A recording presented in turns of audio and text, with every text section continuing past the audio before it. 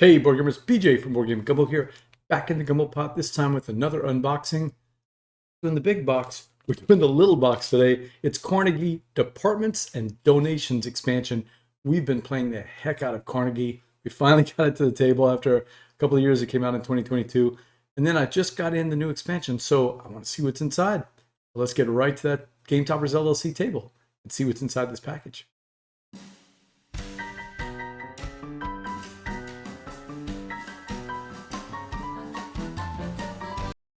Okay, so this is a bit of a cheat because it's just a tiny little unboxing. Won't take us very long. This is Carnegie Departments and Donations expansion.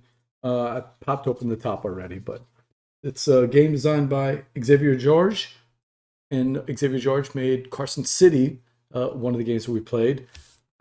A game that I enjoyed, my game group was okay with, so I kind of put off playing Carnegie till now. We played it 3 times just this week alone. We've been playing on BGA on the side.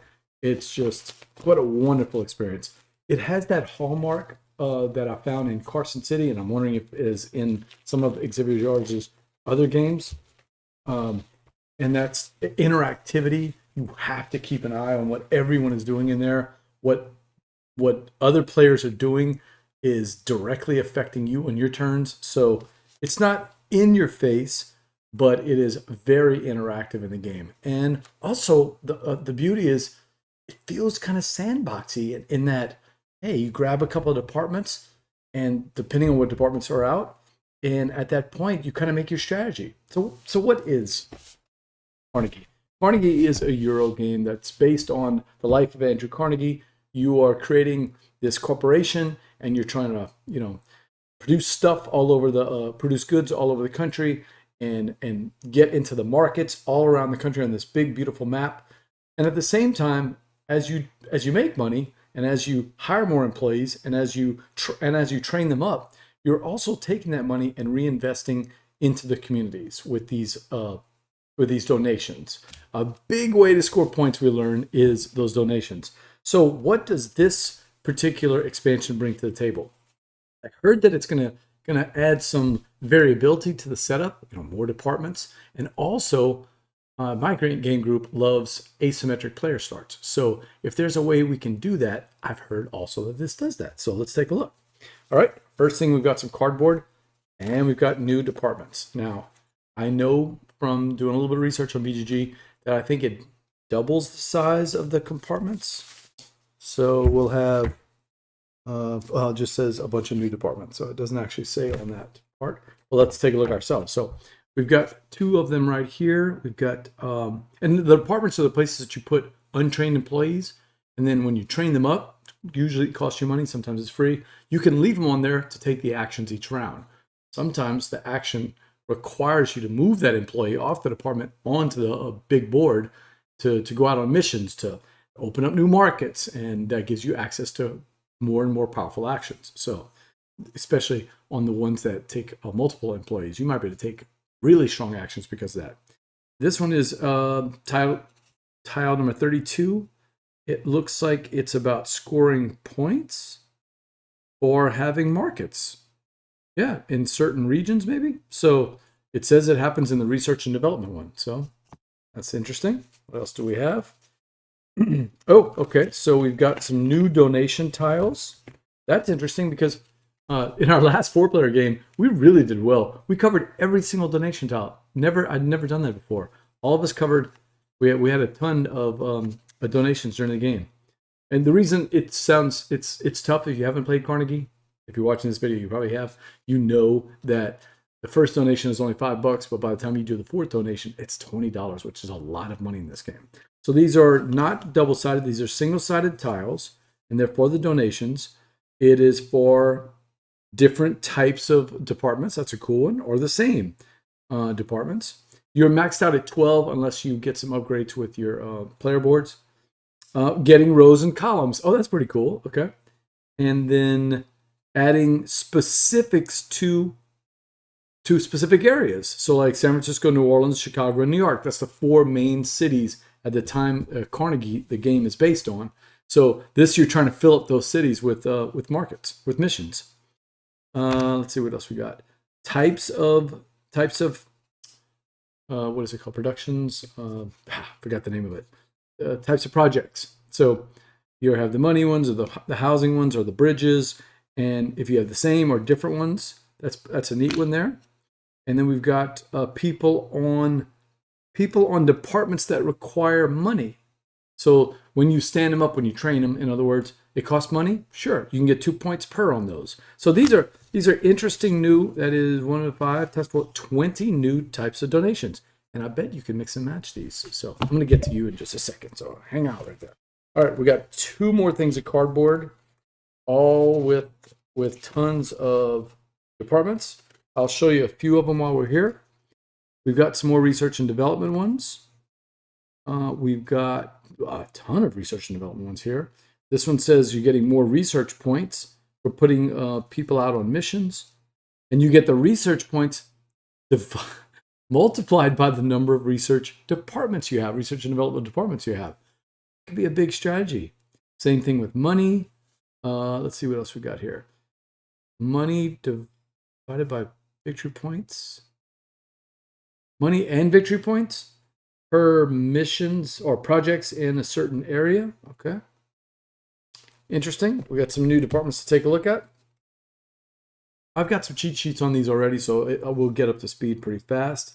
And then we've got, okay, so that was research. We got the ones where you're putting the projects out on the board. We've got the human resources ones with the player movement. This will give you some victory points depending on how many departments you have. Wow, $10 to stand them up though. That is a lot. Diagonal movement. That's what this one suggests. That's what, at least that's what the icon looks like. Number 19 suggests it's diagonal movement. And then we also have the ones here where we're doing, I forgot what this is called, corporations. That is. It is number 21. So it's putting missions out. Yeah, I'll have to take a look at these. All right, so we've got a bunch more departments. We got a whole host of them. Looks like it doubles the size of them. We've got some German rules. Let me skip to the English rules, okay? So we've got some solo compatibility for some of these. And then we've got the notepad for the new beginnings. So remember I told you that I thought there was going to be some kind of asymmetric start, and that's what this is. So you can determine how many workers in the lobby, or how many victory points you start out with. Setup moves and good cubes. You start with $50 and you decide how you want your player board to start. That is very interesting. Okay. So that's one more. There's a lot to decide at the start of the game. The first time players play it, it's a little overwhelming because you have to choose where you're going to put your first mission. You also have to choose what your department is going to be. You're going to have to choose where you're moving all your starting workers out. You're going to have to choose how much money you want to spend on training those workers. It's 4 really big decisions. So these are even more decisions. Definitely not something you want a first player to do. First time player to have to figure out. All right. So yeah, it's a notepad of bidding sheets, and you customize your starting resources. Before step 6, you give them the bidding sheet, and then they secretly choose one option for each line with the cost. And then you're also bidding on who becomes the first player. Your choices cannot exceed $50. You reveal the sheets. The highest bidder becomes they become the first player, and the play will proceed after that. Setup changes. We'll have good cubes depending on what we choose here at the start. Wow. So this is some cool setups. So, and like we said, we do have the new 16 new tiles, each of them doubled. So we're going to have plenty of choices there. We've got the new donations, and each player may select a new donation tile and use it to cover any of the donations printed on there. Interesting. May cover any type of donation. If discs are present on a donation area covered by the new donation, replace those discs at the same positions in the new tile. The VP awards from these donations are only scored at the end of the game. Okay, so that when you have 2 and 3 players, you block out some of those things with the donations to make it a little bit more competitive. We've got some optional rules. We've got increases the variety of departments. You can have up to 32 departments, but just one from each one with no duplicates. That's interesting. The waiting option. That player simply has to announce that they're waiting rather than playing first. The other players must then play their turns normally, and the first player would go last in turn order. Huh. So that way the first player can see what everybody else is going to do with their human resources. Okay. The secret donation adds a new strategic option and a hidden element. After completing the game setup, each player must secretly choose a donation space and make note of it on a piece of paper. Indicate the donation that you're making, and then keep them face down next to the company board. Will be revealed and counted at the end of the game, after which the other donations have been scored. The player may look at their own page at any time. Secret donations have no cost. They don't increase the cost of your subsequent donations. They're always active, even if somebody grabs them on the player with a player disc, and may place a donation disc on the space that matches their secret donation. In this case, the player will score the donation twice at the end of the game. Oh, that is interesting. So you, at the start of the game, one of the things that people, I remember Jeremy, who came out second, if I remember right, in the other night's game, he actually took kind of a lesser action because he wanted to make sure he grabbed one of those donations that he was really working toward. Because if you're not the first player and somebody picks it, they're going to just put their marker on there and take that donation from you, which could cost you a lot of points. There is ways. One of the tiles allows you to, if I remember right, one of the tiles allows you to cover a donation that's already been taken.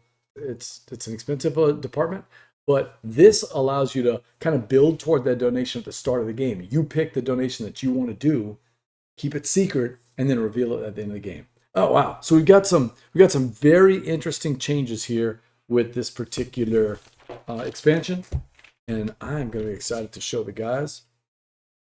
All right, so that is Carnegie Departments and Donations, a tiny little expansion for this wonderful, wonderful game. This has rocketed up to my. It's if I had played it back in 2022, it would have been one of my top 5 games that year. It would have been one of the recommended games for the Fleur de Ludo, our little award in the Gumbo for the games of the year. So sorry I didn't get to play it until recently. I understand it now. Tried clicking around on BGA and I never could figure it out, but I've got it down. I love this game. I recommend Carnegie for anybody that likes Euros with some interactivity and lots of not necessarily convolicious type stuff. It's more 1, 2, 3 type stuff. Like you got to always be thinking 1 or 2 or 3 steps ahead. So if you like those kind of games, you're going to enjoy this one. And I can't wait to try all these new departments and these new rules. So until next time, or until Sobo, laissez, le bon temps rouler.